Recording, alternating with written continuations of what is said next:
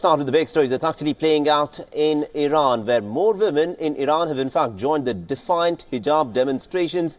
At least 6 women in Iran have been pictured protesting the obligatory Islamic headscarf by publicly taking off their hijabs. Now, these powerful images have appeared on social media of a number of women with their heads uncovered and holding their hijabs onto the end of a stick and standing on boxes of street sidewalks.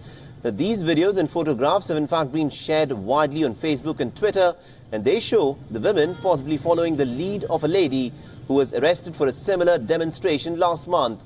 Now, Vida Muhammad was in fact freed by the authorities on Sunday, but the protests have spread since her release. The social media posts have been using the hashtag the Girls of the Revolution Street, a tribute to Muhammad, whose original protest took place on the Tehran city centre thoroughfare, which also goes by its Farsi name of Inqilab Street. Now, the Muslim dress code, which is in place since 1979 revolution, in fact considers veiling as an obligatory part of a female's dress who is above the age of 13, and says that they should cover themselves from head to toe and avoid any figure-hugging dress. The women who fail to wear a headscarf in Iran can in fact be jailed for up to 2 months or fined as much as 500,000 riyals, which is roughly about $13. Now, the police in fact announced just last month that they would not arrest women for failing to observe the strict Islamic dress code.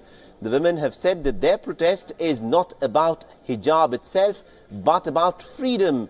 They have said, and I quote, "We are fighting for freedom to choose to wear what we want and not hijab. Our fight is against compulsion. Our fight is for freedom of choice." Now, the protests that have swept across Iran in the last few weeks are said to be the largest in nearly over a decade.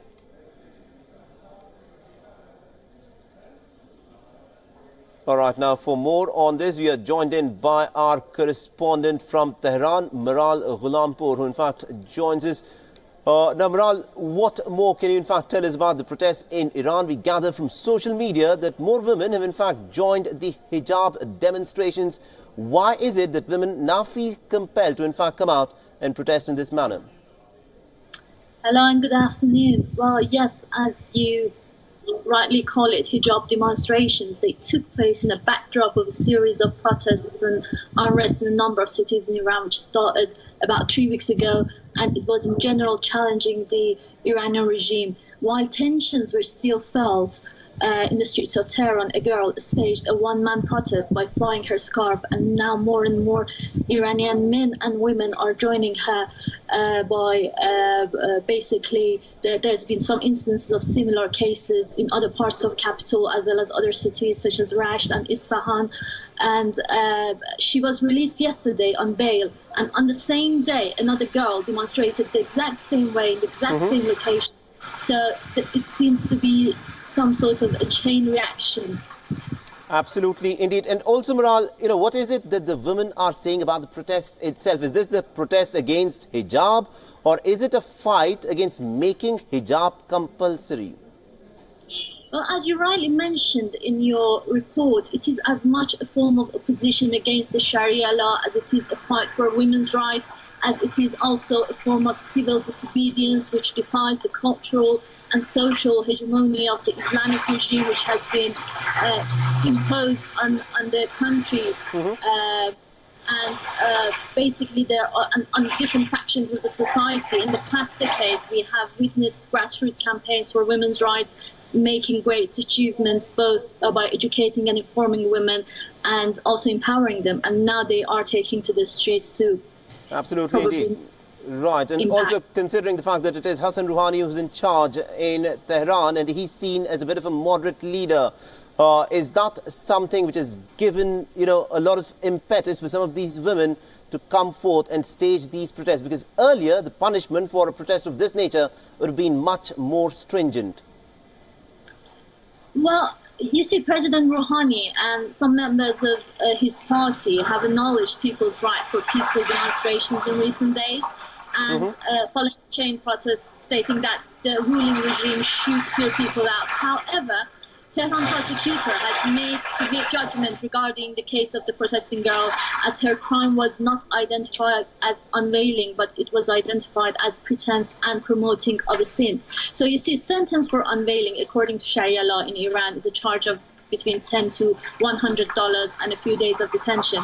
But she was arrested by intelligence service agents and kept in custody for almost a month. She's currently released on bail, and a shocking actual size of the bailout is about $100,000. It is a huge amount of money, and I think it shows that how serious Iranian regime takes this issue.